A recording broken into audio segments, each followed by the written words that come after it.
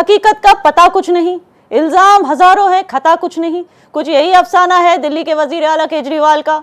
51 दिन के बाद आज आखिर टूट गई दीवार, बाहर आए केजरीवाल। सुप्रीम कोर्ट ने केजरीवाल को अंतरिम जमानत पर रिहा कर दिया, यानी केजरीवाल अब खुलकर चुनाव प्रचार में शामिल भी होंगे। एक तरफ केजरीवाल और इंडिया अलायंस के लिए यह राहत की खबर है, तो दूसरी तरफ सूत्रों के मुताबिक ईडी की सप्लीमेंट्री चार्जशीट में भी अरविंद केजरीवाल का नाम नहीं है, यानी केजरीवाल के खिलाफ कुछ साबित नहीं हुआ। मगर बीजेपी के दावों का क्या? इस मुद्दे पर आने वाले समय में सियासी पारा और भी चढ़ने वाला है। 51 दिन बाद अरविंद केजरीवाल के लिए सुप्रीम कोर्ट से वो राहत की खबर आई जिनका उन्हें इंतजार था। सुप्रीम कोर्ट ने सीएम केजरीवाल को 1 जून तक अंतरिम जमानत दे दी है, यानी अब केजरीवाल 21 दिनों तक खुली हवा में सांस ले पाएंगे। ईडी ने ये कहा कि किसी भी नेता को आज तक ऐसा कोई प्रेसिडेंट नहीं रहा है कि उनको जो है सिर्फ कैंपेन करने के लिए जमानत दी जा सकती है। इन सभी चीज़ों को नकारते हुए माननीय सुप्रीम कोर्ट ने आज अरविंद केजरीवाल जी को अंतरिम जमानत 2 जून तक दे दी है। ईडी ने अदालत में केजरीवाल की अपील का विरोध करते हुए कहा था कि चुनाव प्रचार करना मौलिक अधिकार नहीं है, लेकिन सुप्रीम कोर्ट ने इस तर्क को किनारा कर दिया। केजरीवाल अब 25 मई को दिल्ली में होने वाले चुनाव के लिए प्रचार कर सकते हैं, जिसे इंडिया गठबंधन ने एक अच्छी खबर मानी है। रिहाई के बाद आप नेताओं में जश्न का माहौल है। पूरे देश में इसको लेकर के खुशी की लहर है।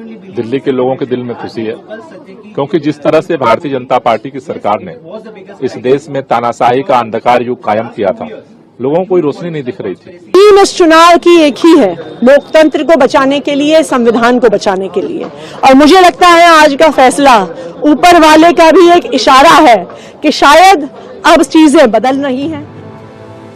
आप नेता इसे बड़ी जीत मान रहे हैं, तो बीजेपी ने कहा कि केजरीवाल को जमानत मिली है, रिहा नहीं हुए।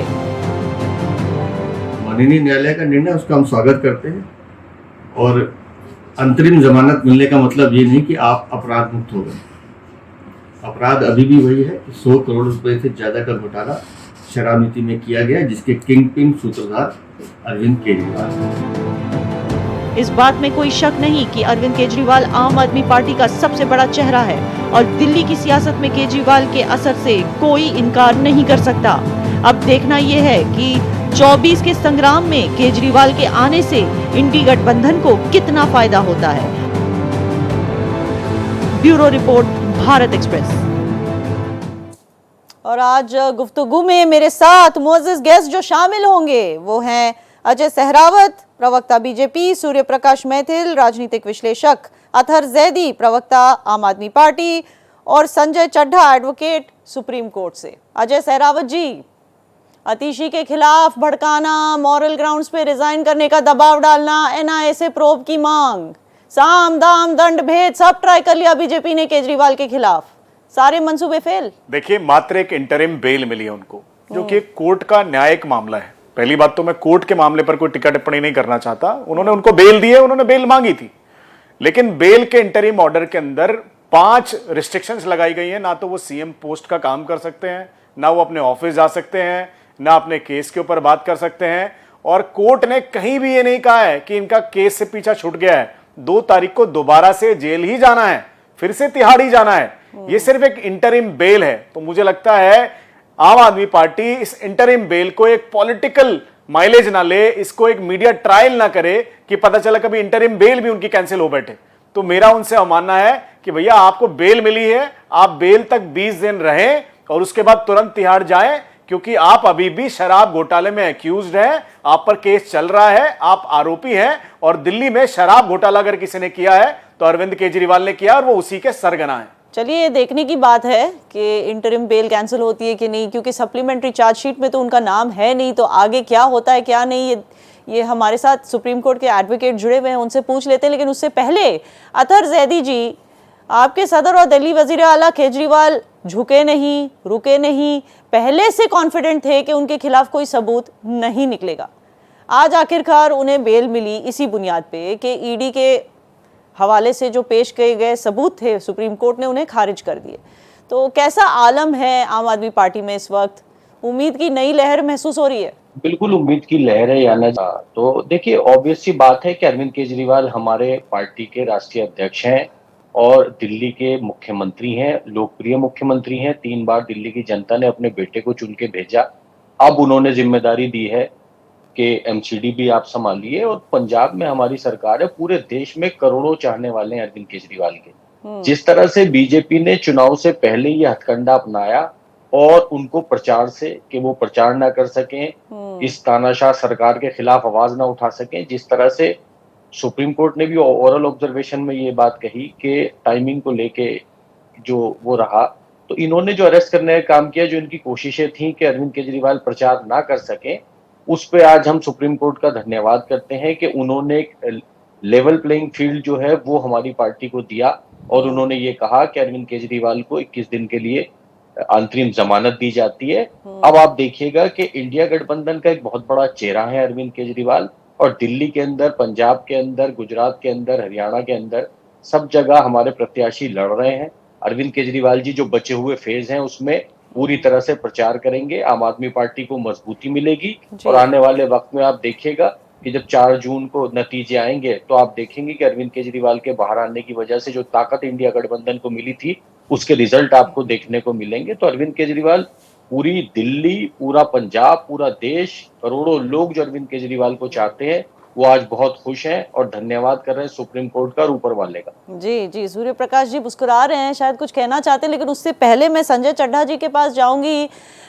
जिस कॉन्फिडेंस से ईडी ने केजरीवाल को अरेस्ट किया, ईडी को अपने इकट्ठा किए गए सबूतों पे पूरा कॉन्फिडेंस था, मगर जिस तरह सुप्रीम कोर्ट ने सबूतों को मानने से इनकार कर दिया और केजरीवाल को बेल भी दे दी और प्रचार करने की इजाजत भी दे दी, अब तो सप्लीमेंट्री चार्जशीट में केजरीवाल का नाम भी नहीं है।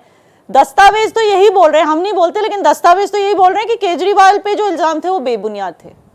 तो इससे ईडी की क्रेडिबिलिटी पे सवालिया निशान उठता नहीं है कि पब्लिक की नजर में ईडी क्या भरोसेमंद तंजीम रहेगी? बहुत एक मिक्स सा आपने बड़ा सा सवाल किया, लेकिन 2-3 बातें जो बहुत अहम हैं इस पर्टिकुलर इशू में वो बताना चाहता हूं। सबसे पहले कि ये कोई बेल का केस में इस जमानत को नहीं दिया गया है। ये एक उनका जो चैलेंज उन्होंने किया है कि ये तमाम जो अरेस्ट हुई है ये इलीगल है। अगेन मैं आपसे बता रहा हूं, ये बेल नहीं, इलीगल उसमें है, नंबर 1।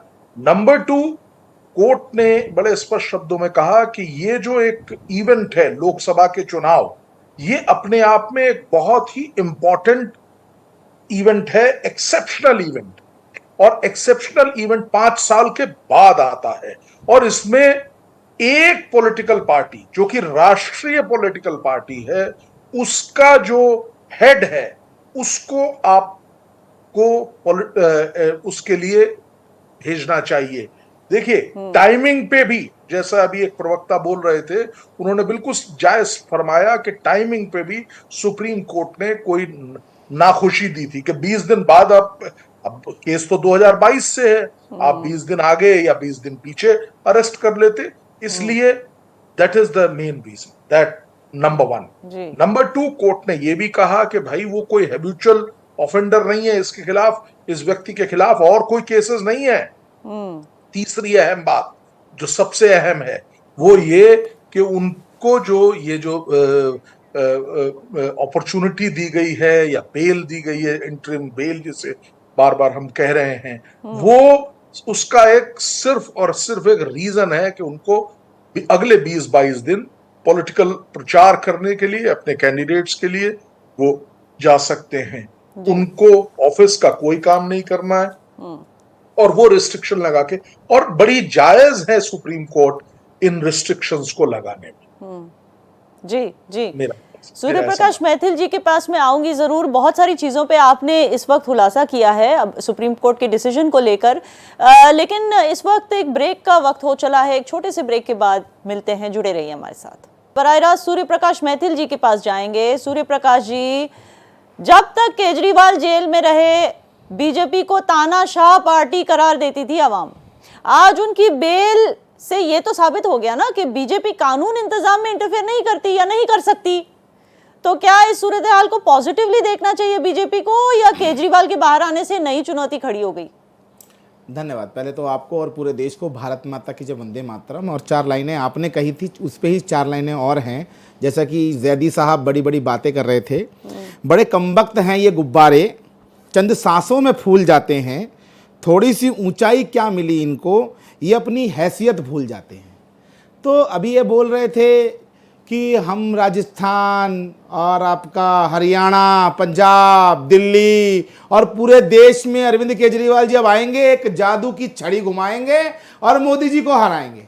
अरे भैया, ये भूल गए कि आज जो आपको एंट्रीम बेल मिली है, ये कुछ इस प्रकार की है कि जैसे कोई भ्रष्टाचारी, कोई टिकट ब्लैक किया या कोई जेब कतरा अगर अरेस्ट हो जाता है, तो उसके बाद यदि वो कहता है मेरी माँ की तबीयत बीमार है, मेरी बहन की तबीयत बीमार है, या मेरे भाई की जो है शादी है, तो कृपया करके मुझे 10-20 दिन के लिए छोड़ दीजिए, वही हाल आज हुआ है और कुछ नहीं।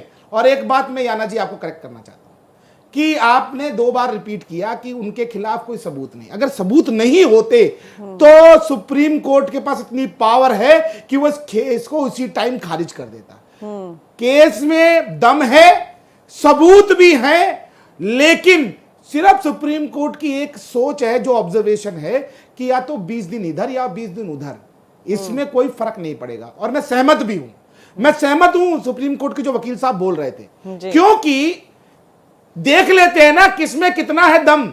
अरे आपने चोरी की, चकोरी की, भ्रष्टाचार किया और ईडी और सीबीआई ने आपको 9 सम्मन दिए। ये अरेस्टिंग ऐसे नहीं हुई थी याना जी, 9 बार सम्मन दिया और 9 सम्मनों पे ये भागते रहे। लेकिन वो तो ये कहते रहे सूर्य प्रकाश जी, सूर्य प्रकाश जी वो ये कहते रहे कि मुझे ईडी के साथ क्लोज रूम में बैठ के डर लगता है, मुझे मेरे साथ सिक्योरिटी ऑफिसर को भेजो। ये उनकी मांग थी जो पूरी नहीं गए। अब उनकी इन्वेस्टिगेशन हुई और आपको भी जानकारी होगी याना जी कि कोई गली का छटा हुआ गुंडा नहीं है अरविंद केजरीवाल जी। दिल्ली के चुने हुए मुख्यमंत्री और जो भी एजेंसीज होती हैं वो पूरे सम्मान के साथ इनके संग इन्वेस्टिगेशन करती हैं। लेकिन ये पहली बार भारत के लोकतांत्रिक इतिहास में हुआ कि एक मुख्यमंत्री ने सारी नैतिकता की हदें पार कर दी। लेकिन ये भी पहली बार हुआ मुख्यमंत्री पद का ताज सूर्य प्रकाश जी, ये भी पहली बार हुआ कि एक मुख्यमंत्री जेल में गया, वो भी प्रचार के बीचों बीच, और इस तरह से कुछ उनको ट्रीट किया गया। जब अरेस्ट किया था ईडी ने, देखिए याना जी, जब हेमंत सोरेन को अरेस्ट किया था तो मुझे उन्होंने पता है। इस्तीफा दिया। मैं ये पूछना चाहता हूं ना कि यहाँ अरविंद केजरीवाल का नैतिकता की जो बहुत सारी कहानियां पढ़ते हैं झूठी पंचतंत्र की, क्या इनको इस्तीफा नहीं देना चाहिए था?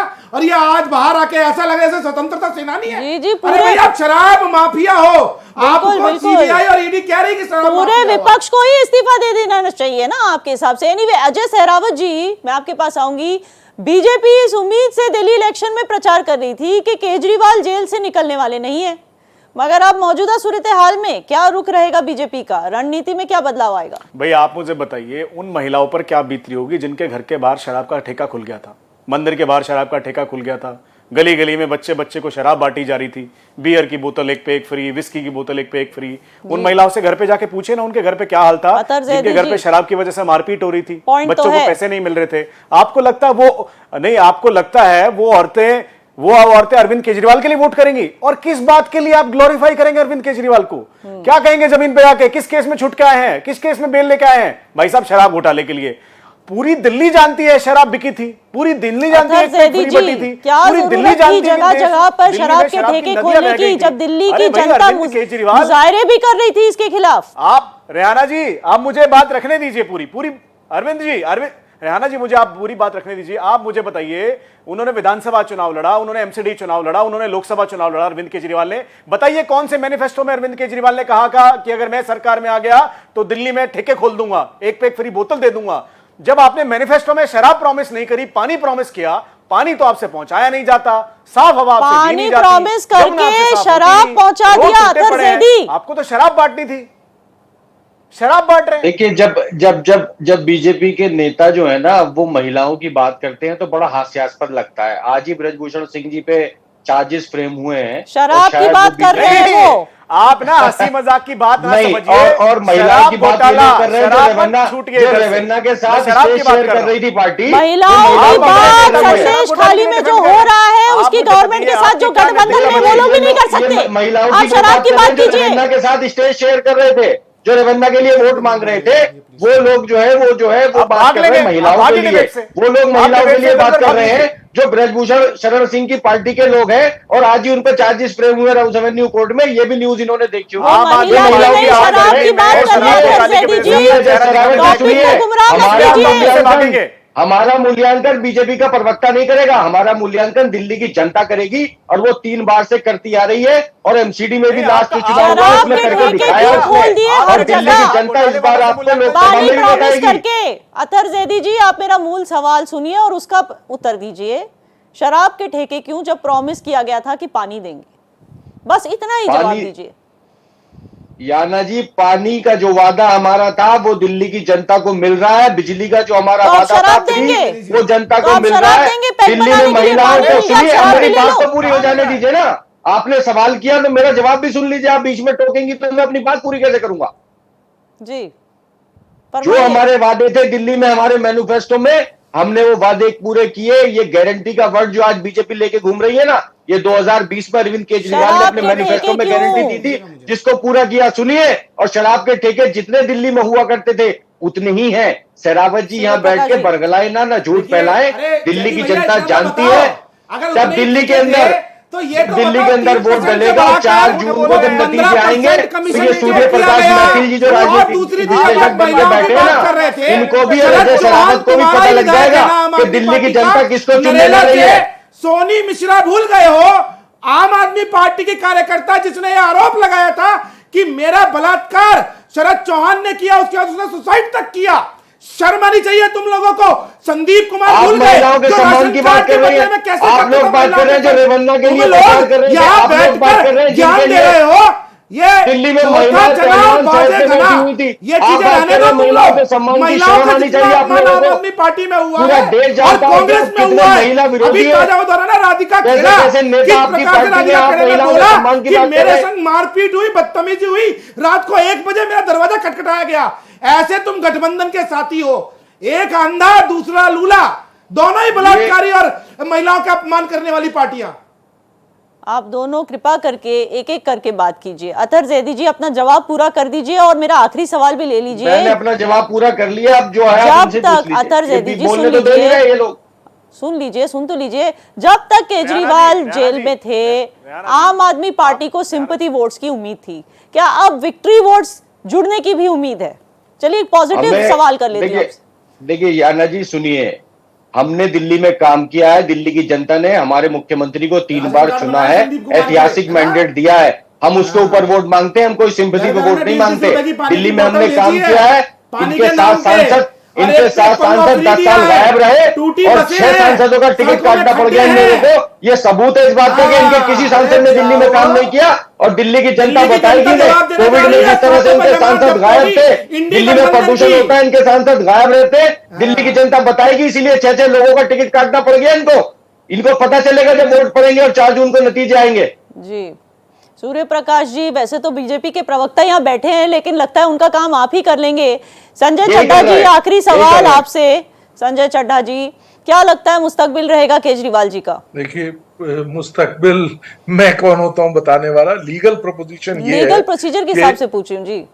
प्रोसीजर के हिसाब से उनको पूरी आजादी है, वो पूरे मुल्क में, चाहे वो दिल्ली में हो या केरल में हो या जम्मू कश्मीर में हो, कहीं पे भी वो जा सकते हैं, प्रचार प्रसार कर सकते हैं। लेकिन बीजेपी तो कह रही है कि उनको काम नहीं करना चाहिए। कौन सा काम? जो तो कह रहे अभी प्रवक्ता ने बोला कि उनको काम नहीं करना चाहिए। लोगों में तो यही फैलाया जा रहा है कि केजरीवाल बेल पे बाहर हैं, तो उनको अपना काम नहीं करना चाहिए। जी, उनको काम नहीं करना चाहिए। ये नसीहत देने वाले और बताने वाले बीजेपी के प्रवक्ता या कांग्रेस के प्रवक्ता या आम आदमी, कोई भी प्रवक्ता नहीं है जो बताएगा उनको क्या करना चाहिए। वो तो अपनी मन की मर्जी से चलेंगे। अब बार बार ये बात उठ रही थी, मुझे थोड़ा सा अजीब सा है, दो पॉलिटिकल है, मैं जरूर कहूंगा कि शराब हो यहाँ पे खोल ली। अरे भाई, क्या बीजेपी के राज्यों में शराब नहीं बिकती है? क्या सब बिकती है। एक रेवेन्यू का सबसे बड़ा, हम लोगों के मुल्क में सबसे बड़ा जो रेवेन्यू आता है सरकारों को, वो शराब के जरिए आता है। अब इस और बाकी किसी राज्य ने क्या, किसी ने शराब बंद की हुई है एक्सेप्ट बिहार और गुजरात।